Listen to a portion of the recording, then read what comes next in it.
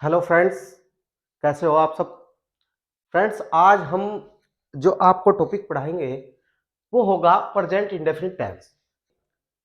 Translation के जो rules थे वो हमने आपको सभी बताए थे और आज हम कुछ प्रैक्टिस करेंगे प्रेजेंट इंडेफिनिट टेंस से संबंधित ट्रांसलेशन के द्वारा और कुछ फिल इन द ब्लैंक्स जो सेंटेंस होंगे, एक्सरसाइजेस होगी, उनके द्वारा हम आपको बताएंगे कि प्रेजेंट इंडेफिनिट टेंस का प्रयोग किस प्रकार से किया जाता है। तो फ्रेंड्स, हमने सभी प्रकार के यहाँ पर वाक्य लिए हैं जो भी ट्रांसलेशन के अंतर्गत आते हैं प्रेजेंट इंडेफिनिट से संबंधित। तो सबसे पहले हम स्ट्रक्चर को लेके चलेंगे। स्ट्रक्चर को ध्यान में रखते हुए, हर प्रकार के सेंटेंस का स्ट्रक्चर ध्यान में रखते हुए हम उसको ट्रांसलेट करेंगे। सबसे पहले देखिए, जो हम ट्रांसलेशन करते हैं वो हम तीन प्रकार के सेंटेंस की करते हैं: अफर्मेटिव, नेगेटिव और इंटरोगेटिव। फ्रेंड्स, अफर्मेटिव सेंटेंस का जो स्ट्रक्चर हमने बताया था आपको, सबसे पहले सब्जेक्ट, सब्जेक्ट के बाद वर्ब की फर्स्ट फॉर्म या वर्ब की पांचवी फॉर्म। फ्रेंड्स, वर्ब की फर्स्ट, सेकंड, थर्ड फॉर्म तो हम जानते हैं, लेकिन एक फोर्थ फॉर्म होती है और एक फिफ्थ फॉर्म होती है वर्ब की। फ्रेंड्स, वर्ब की जो फोर्थ फॉर्म होती है वो होती है पार्टिसिपल फॉर्म, या उसे बोलते हैं आईएनजी फॉर्म, जिसके अंदर हम वर्ब के साथ आईएनजी जोड़ते हैं। और फ्रेंड्स, वर्ब की पांचवी फॉर्म का मतलब होता है क्रिया के साथ एस या ईएस जोड़ देना। जो वर्ब की सिंपल फॉर्म होती है वो वर्ब की फर्स्ट फॉर्म कहलाती है, और अगर हम उसमें कुछ भी चेंजेस करते हैं तो वो फॉर्म अलग डिवाइड हो जाती है। फ्रेंड्स, तो पांचवी फॉर्म हम मानते हैं एस या ईएस, जिसमें हम लगाते हैं वो वर्ब की पांचवी फॉर्म मानी जाती है। उसके बाद हम लगाते हैं फ्रेंड्स ऑब्जेक्ट। ऑब्जेक्ट ऑब्जेक्ट के बाद जो भी रेस्ट ऑफ सेंटेंस है, रेस्ट ऑफ सेंटेंस का मतलब जो भी कुछ वर्ड ट्रांसलेशन के अंदर, सेंटेंस के अंदर बचा हुआ है, उसकी इंग्लिश हम उसके ऑब्जेक्ट के बाद लगाते हैं। फ्रेंड्स, तो देखिए, ये हुआ हमारा अफर्मेटिव का। उसके बाद हम यूज करते हैं नेगेटिव। नेगेटिव सेंटेंस का स्ट्रक्चर। फ्रेंड्स, नेगेटिव सेंटेंस के स्ट्रक्चर में क्या होगा? सब्जेक्ट, सब्जेक्ट के बाद लगाते हैं हम सहायक क्रिया। नेगेटिव के अंदर सहायक क्रिया का भी यूज होता है फ्रेंड्स, डू या डज। डू प्लूरल सब्जेक्ट होने पर और डज सिंगुलर सब्जेक्ट होने पर, ये प्लूरल के साथ और ये सिंगुलर के साथ लगाई जाती है। डज के साथ नेगेटिव है तो सेंटेंस में नोट भी जरूर होगा। प्लस इसके बाद हम लगाते हैं फ्रेंड्स वर्ब की फर्स्ट फॉर्म। फर्स्ट फॉर्म के बाद ऑब्जेक्ट, ऑब्जेक्ट के बाद rest of sentence. Rest of the sentence यानी जो भी कुछ शेष बचता है हमारी ट्रांसलेशन करते हुए, इन चीजों को लगा करके वो सबसे लास्ट में यूज किया जाता है। ये हुआ हमारा नेगेटिव। फ्रेंड्स, इसके अंदर नेवर का भी प्रयोग किया जाता है। नेवर का प्रयोग हम आपको सेंटेंस के अंदर बताएंगे कि किस प्रकार से उसका यूज किया जाता है। उसके बाद आते हैं हमारे इंट्रोगेटिव। इंट्रोगेटिव या इंटेरोगेटिव। फ्रेंड्स, इंटेरोगेटिव जो सेंटेंस होते हैं दो टाइप के होते हैं। पिछली वीडियो में हमने सब आपको बताया था।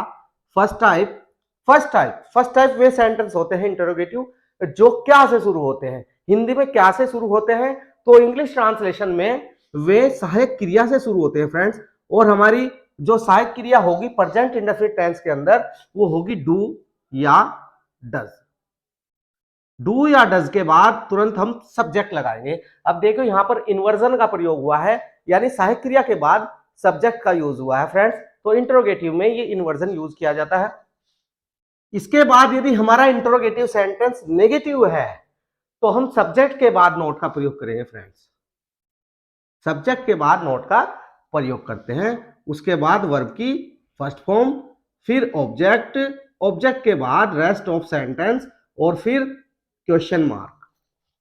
ये हमारा हुआ फर्स्ट टाइप जो इंट्रोगेटिव सेंटेंस होंगे उसका स्ट्रक्चर। फर्स्ट टाइप या क्या वाले वाक्य।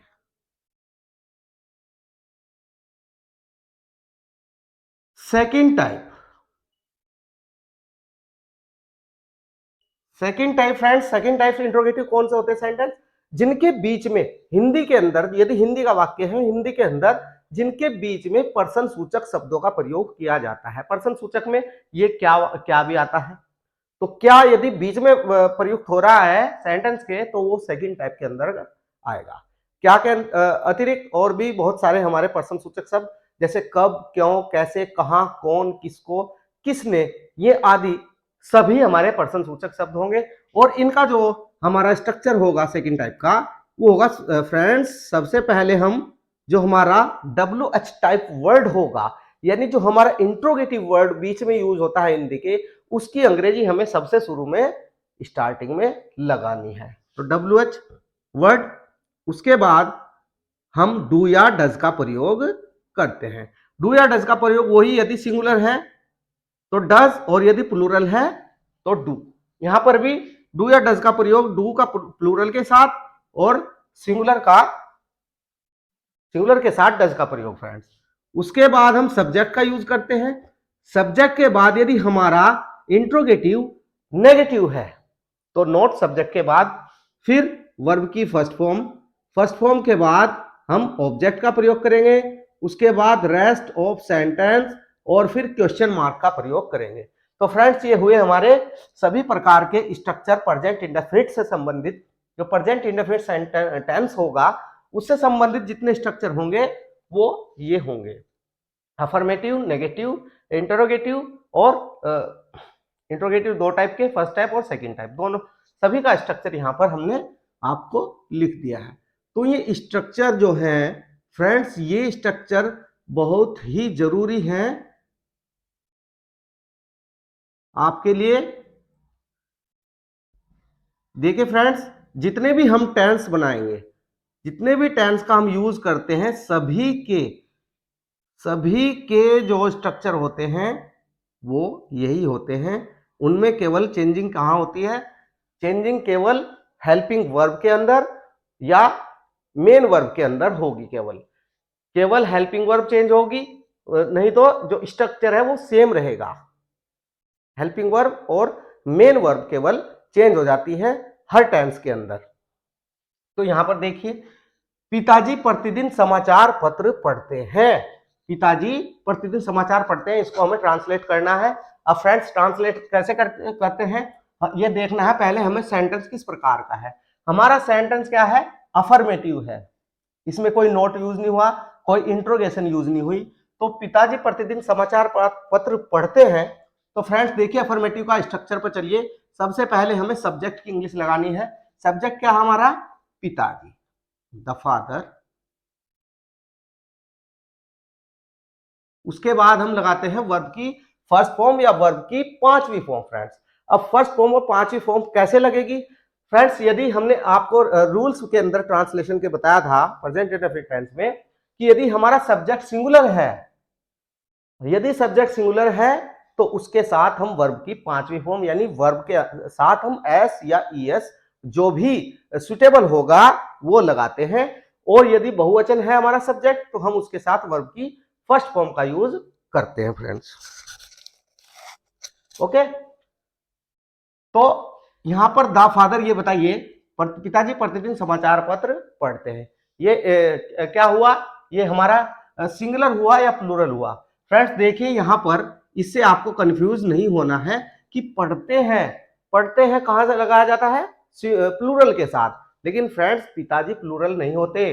पिताजी के रेस्पेक्ट के लिए हम उन्हें पढ़ते हैं, लिखते हैं, क्योंकि पिताजी तो केवल एक ही है, पिताजी एक से ज्यादा नहीं है। तो इसलिए हम क्या करते हैं फ्रेंड्स, यहां पर ये हमारा सब्जेक्ट सिंगुलर है, द फादर। उसके बाद हम लगाते हैं वर्ब, पढ़ते हैं, रीड। अब सिंगुलर है तो हम यहां पर इसके साथ एस जोड़ते हैं, reads, the father reads the, ये हमारा हुआ ऑब्जेक्ट, जो पढ़ते हैं, क्रिया जिसके साथ हो रही है वो हमारा ऑब्जेक्ट होगा। The father reads the newspaper, प्रतिदिन के लिए लगाते हैं हम यहां पर डेली। फ्रेंड्स हमने बताए थे पिछली वीडियो में कि daily, always, once a week, once a month, once a year या फिर हार्डली या स्कैर्सली आदि शब्दों का जो प्रयोग होता है, समय सूचक शब्दों का प्रयोग, वो प्रेजेंट इंडेफिनिट टेंस के अंदर ही होता है। तुम्हारे दोस्त झूठ बोलते हैं। अब फ्रेंड्स यहां पर देखिए तुम्हारे दोस्त, यदि होता तुम्हारा दोस्त तो वो सिंगुलर होता, लेकिन तुम्हारे दोस्त यहां होगा plural, your friends, your friends. यहां पर भी ये भी आपको ध्यान रखना है कि हम जो हमारा मेन वर्ड होगा उसी को हमें बहुवचन बनाना है। योर फ्रेंड्स झूठ बोलते हैं, क्रिया क्या हुई? टेल।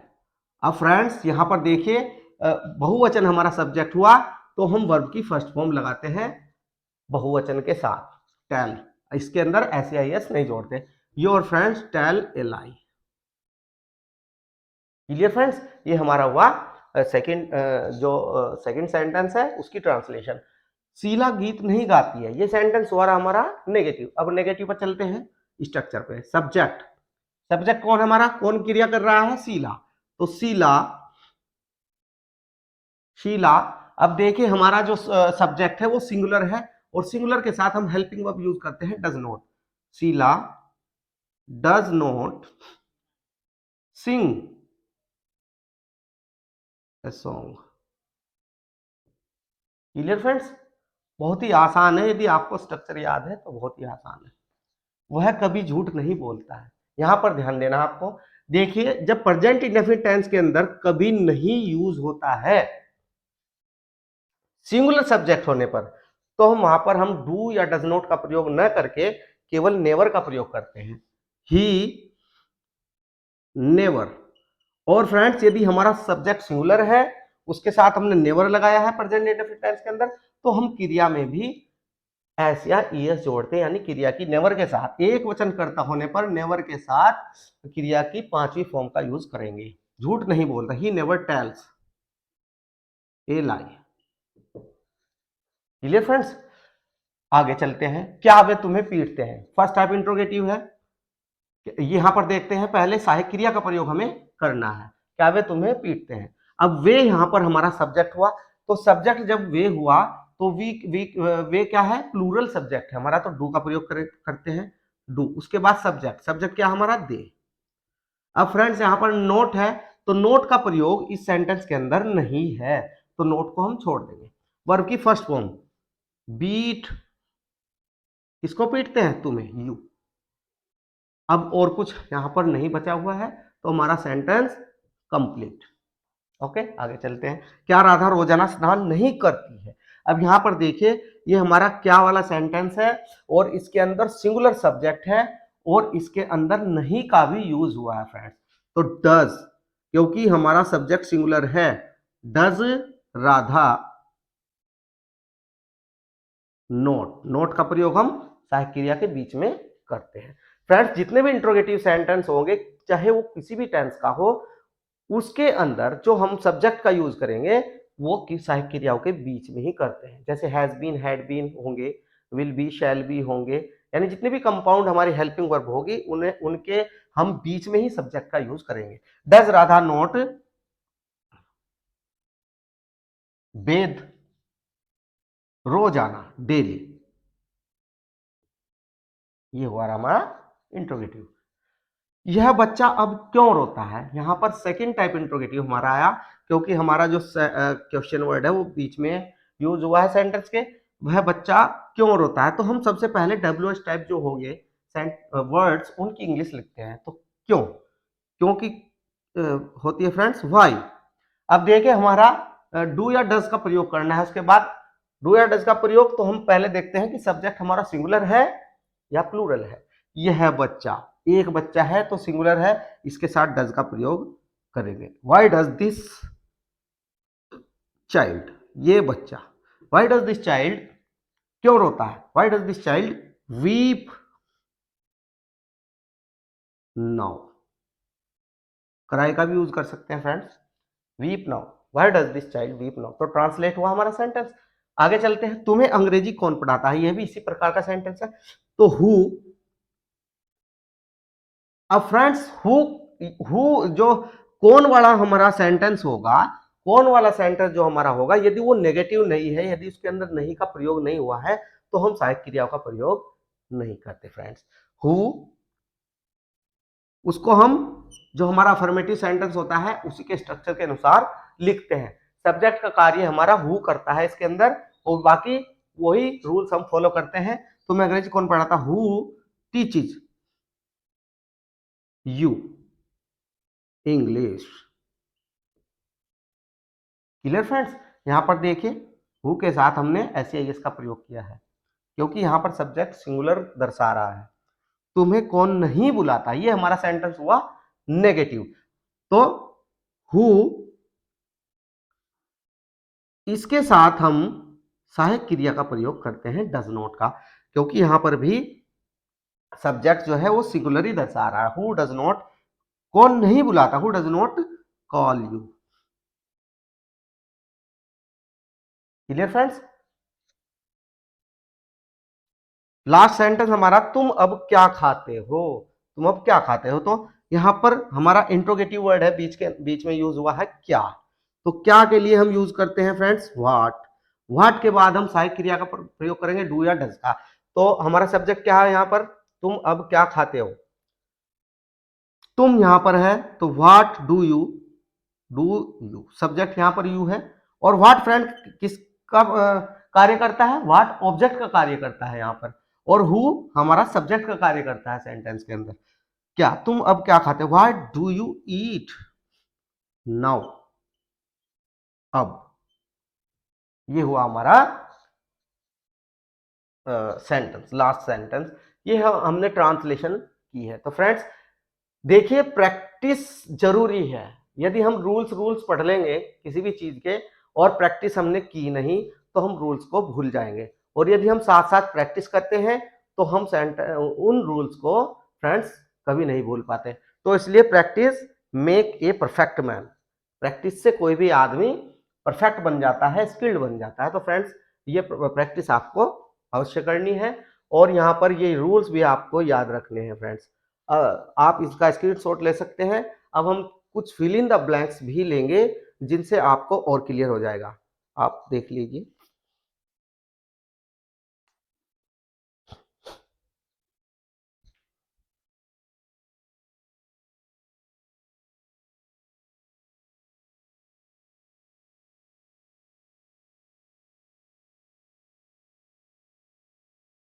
चलिए फ्रेंड्स, देखिए हमने कुछ यहाँ पर अब फिल इन द ब्लैंक्स लिए हैं, जिनका प्रयोग किस प्रकार से करना है, कौन सी वर्ब की फॉर्म यहाँ पर यूज की जाएगी, तो वो आपको ध्यान रखना है।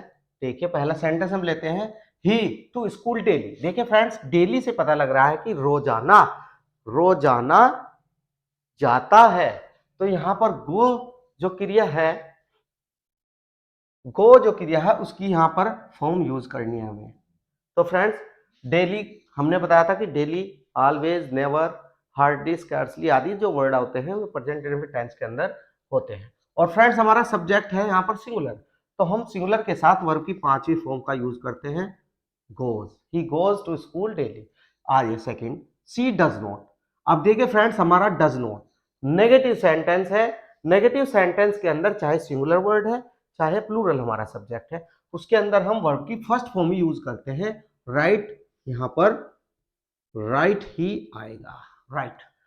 आई नेवर, फ्रेंड्स यहां पर आया है नेवर। और फ्रेंड्स प्रेजेंट इंडेफिनिट टेंस के अंदर नेवर यदि आता है और हमारा सब्जेक्ट सिंगुलर होता है, तो हम क्रिया की उसके साथ पांचवी फॉर्म का यूज करते हैं फ्रेंड्स। लेकिन यहां पर हमारा सब्जेक्ट है आई, और तो आई जो सब्जेक्ट है वो प्लूरल सब्जेक्ट का कार्य करता है फ्रेंड्स। तो आई के साथ हम वर्ब की पांचवी फॉर्म न लगाकर फर्स्ट फॉर्म का यूज करेंगे, तो यहां पर गो ही होगा। Where do you interrogative sentence है, और इंट्रोगेटिव सेंटेंस के साथ हम वर्ब की फर्स्ट फॉर्म यूज करते हैं, where do you live now. पांचवा sentence, he milk every morning, प्रत्येक सुबह, यानी हर हर हर सुबह को वो क्या करता है, दूध पीता है। तो पीता है ये हमारा अफर्मेटिव सेंटेंस है और सिंगुलर सब्जेक्ट है, तो पांचवी फॉर्म का यूज होगा वर्ब की। छठा, हिमानी यूजुअली, हिमानी यूजुअली यानी हिमानी सामान्य रूप से क्या करती है, गुड सॉन्ग, एक गीत गाती है, एक अच्छा गीत गाती है यानी अब भी गाती है, तो यहां पर होगा सिंग्स। क्यों? क्योंकि ये जो यूजुअली वर्ड है ये दर्शाता है कि वो अब भी गाती है, गाती है। तो जो हमारा हम हिंदी में इसको ट्रांसलेट करके देखते हैं तो बाद में ती का यूज हो रहा है, ती है, गाती है, तो सिंग्स का यूज होगा फ्रेंड्स, क्योंकि हमारा सब्जेक्ट सिंगुलर है। सातवां, who you English, who you English. देखिए फ्रेंड्स, हमने बताया था ये कि हु वाला जो वाक्य होगा उसके साथ उसमें यदि नहीं का यूज नहीं हो रहा है तो हु के साथ हम क्रिया की पांचवी फॉर्म का यूज करते हैं फ्रेंड्स। और इस सेंटेंस के अंदर डज नॉट या डू नॉट का यूज नहीं हुआ है, इसलिए हम क्रिया की पांचवी फॉर्म लगाएंगे, टीच के साथ ईएस जोड़ते हैं, teaches, who teaches you English. Next, he for half an hour daily, वह रोजाना आधे घंटे तक तैरता है, तैरता है भी तैरता है, तो यहां पे फ्रेंड्स पांचवी फॉर्म का यूज होगा, swims. Ninth, the birds in the sky. अब यहां पर फ्लाई की फॉर्म लगानी है हम। फ्रेंड्स देखिए, एक ये हमारा अफर्मेटिव सेंटेंस है और affirmative sentence present indefinite tense के अंदर यदि प्लूरल सब्जेक्ट हमारा आता है तो उसके साथ हम वर्ब की फर्स्ट फॉर्म का यूज करते हैं। तो यहां पर फ्लाई जो का तो माई वॉच डज नॉट। अब देखिए फ्रेंड्स, यहां पर नेगेटिव सेंटेंस है और नेगेटिव सेंटेंस में यदि डू या डज नॉट लगा हुआ होता है तो उसके साथ हम वर्ब की फर्स्ट फॉर्म का ही यूज करते हैं। तो यहां पर कीप भी जो का तो रहेगा। तो फ्रेंड्स देखिए, मैंने ट्रांसलेशन के द्वारा और कुछ फिल इन द ब्लैंक्स के द्वारा आपको प्रेजेंट इंडेफिनिट टेंस क्लियर करने की कोशिश की है। और इससे पहली वीडियो में मैंने इसके जो रूल्स हैं, ट्रांसलेशन के रूल्स हैं, वो आपको बताए थे। तो फ्रेंड्स ये दोनों वीडियो आपको प्रेजेंट इंडेफिनिट जो टेंस होगा उसको क्लियर करने में बहुत ही सहायक सिद्ध होंगी। तो आप दोनों वीडियो को ध्यान से देखें। तो फ्रेंड्स अगली वीडियो हम लेकर आएंगे एक और टेंस की। तब तक के लिए आप चैनल से जुड़े रहें और चैनल यदि वीडियो अच्छी लगी हो तो चैनल को लाइक करें और फ्रेंड्स शेयर करें और चैनल को सब्सक्राइब करें। थैंक यू, धन्यवाद।